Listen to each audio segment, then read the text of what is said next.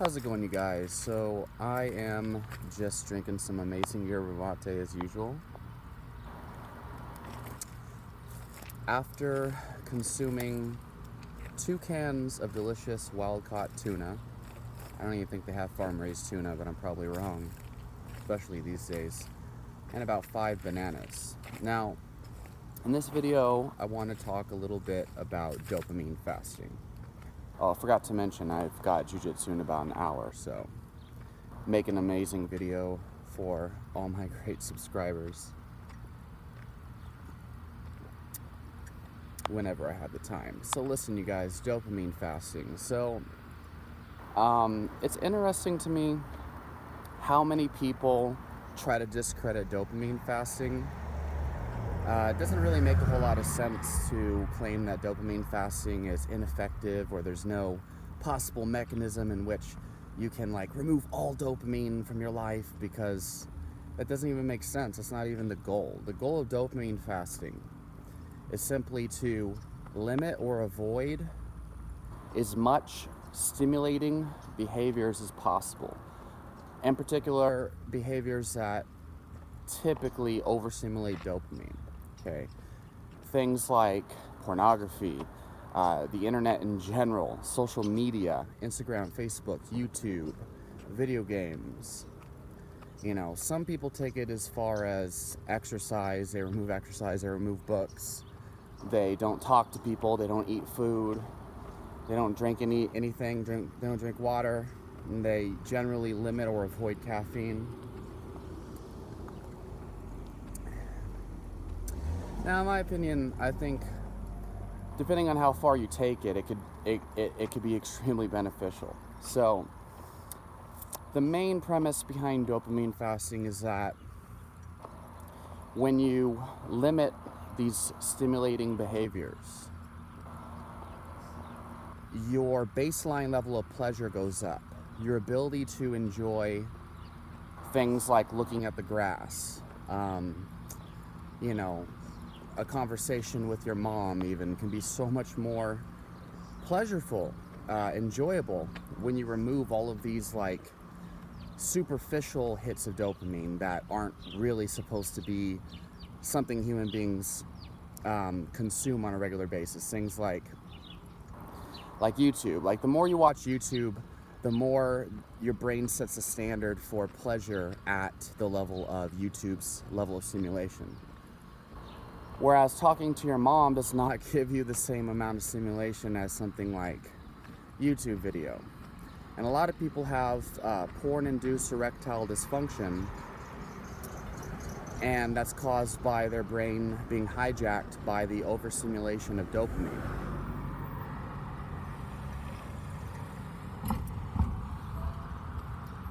So, it's a very real problem.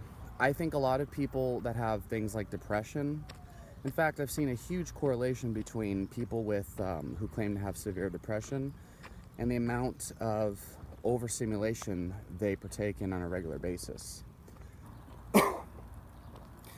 I see that the more overstimulated a person is, the more they tend to be depressed or feel anxious or have social anxiety and these types of things.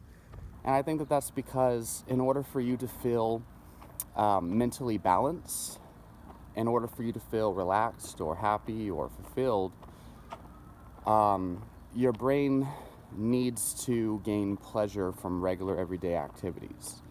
So imagine somebody who their brain is adapted to video games every single day on a high definition TV screen. Compare that to walking outside and walking through nature, for example. For most people, that sounds boring as hell. But if you remember when you were a kid, for example, when you were a kid, pretty much everything you did was exciting. Everything you did was enjoyable or brought some sort of excitement or pleasure, or really novelty. And part of that is because you were brand new to the world and everything you experienced was brand new. And then over time, you take life for granted because you've been living it for so long. I'm gonna try not to spill my tea all over me while I switch hands. and you're used to all of the things you experience in life. But the thing is, we also our brain starts to desensitize dopamine for over the years that we're living, because as we live longer and longer, we're watching more TV. Most guys are watching more like arousing entertainment, playing more video games, and these days, like, pretty much people live through their phone screen. It's actually really sad and depressing and disturbing. Most people can't even go to the restroom. They can't even go to the bathroom. They can't even take a shit without being on their cell phone. Is that not disturbing to you? Like, I've literally seen family members where they're like, oh God, I gotta go pee so bad. Where's my phone? Where's my phone? I'm like, why do you need your phone? Because I'm gonna go pee. Like, yeah, but why do you need your phone to go pee? Well, yeah, damn it, just find my phone. Like, they freak out. It's like they don't even realize that they're addicted to their cell phone. That's a very real problem. And I've talked to a number of graduate level students, a PhD psychologist, and I've seen multiple articles written by people of that degree as well, who all feel that there is definitely a high possibility for addiction with these things. And it's interesting because normal people think it's ridiculous, like, unless they've kind of seen like their own behavior from a third person perspective and realize, damn, I got a problem, right? And everyone else around me has a problem. Like, I remember during quarantine, I'd be walking, and more people were walking because during quarantine the gyms were closed, no one worked, so everyone was walking to maintain their sanity. And everywhere I looked, people were on their cell phones like the whole time. Like, there would be people walking with their family, and their children are running around acting crazy, which is a good thing in my opinion. And the parents are like have their noses buried in their cell phone, and it's so scary, and it's so sad. It's like you're missing life, like the amount of hours that you're missing out on because your brain is hypnotized to your cell phone screen. I mean, it's crazy. And now people have this word mindfulness, which basically means any activity where you're not on your cell phone, basically. Any activity where your eyes are not buried in a screen, where you're actually paying attention to life. That is now a special word, mindfulness, which, of course, I'm exaggerating and I'm oversimplifying. But, I mean, it's extremely healthy to do dopamine fasts, absolutely. It's healthy to do no surf, it's healthy to do no fap. It's extremely healthy to remove the shackles from your brain that is, overstimulating activities of all kinds. Switching hands again.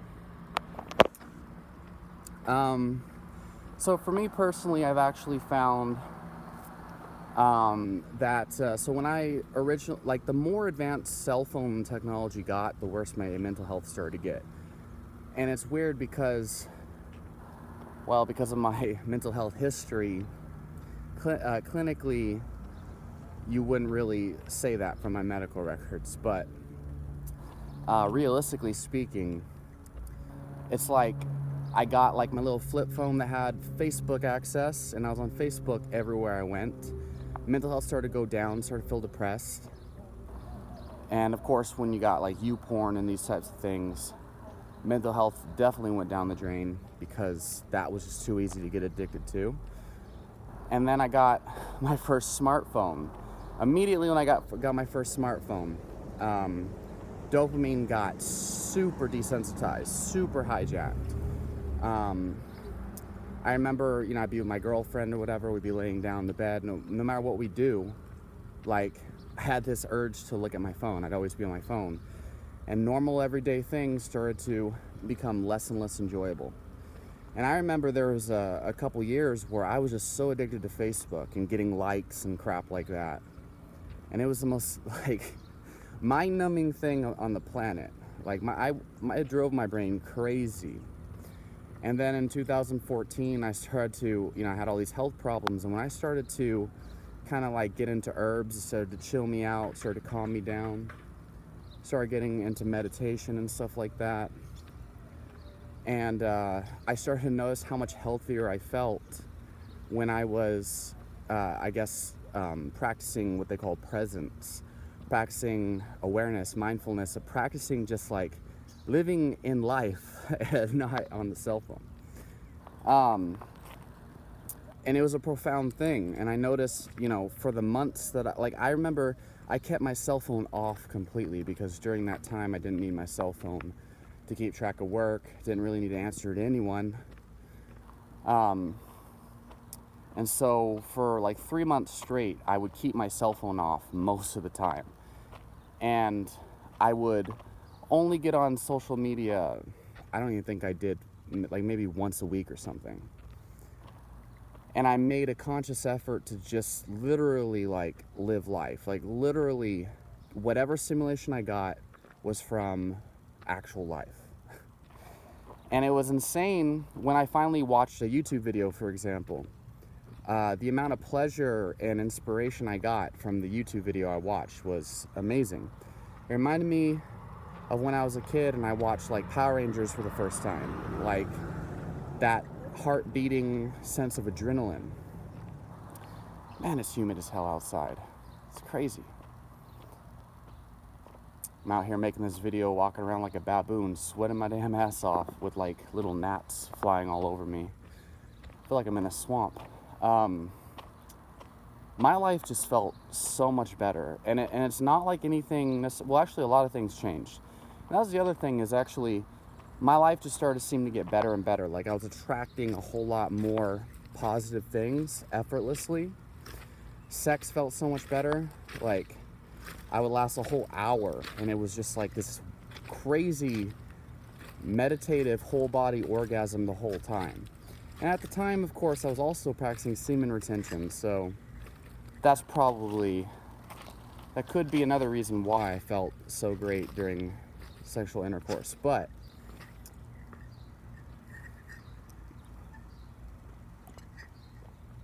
the fact is, the less stimulation that you allow yourself to indulge in on a regular basis, the more sensitized your dopamine receptors are more likely to be, and the better off you're going to feel. The more simpler things will actually make you feel good. You'll probably feel more relaxed, less stressed, less overwhelmed, and then it gives your brain some time to kind of like reflect on things. Like that's another thing, is so many people feel overwhelmed. They have like relationship problems or career problems or something. And, a lot of people talk about alcohol being like a scapegoat, or, drugs being a crutch or something. But no one talks about social media or like surfing the web or something like that. And these things, they are probably even more powerful of a distraction from your problems than things like alcohol, because you're literally flipping through like 60 different subjects in 10 seconds, and your brain is hypnotized. Like your brain is not focused on, okay, I have, $400 in debt that I need to pay off. How am I going to pay that off? No, your brain is now focused on, this cat video, this coronavirus article, this protest, this and that. It's like your brain is turning to mush. And your problems are still there, but you're successfully hypnotizing yourself to where you don't even realize they exist.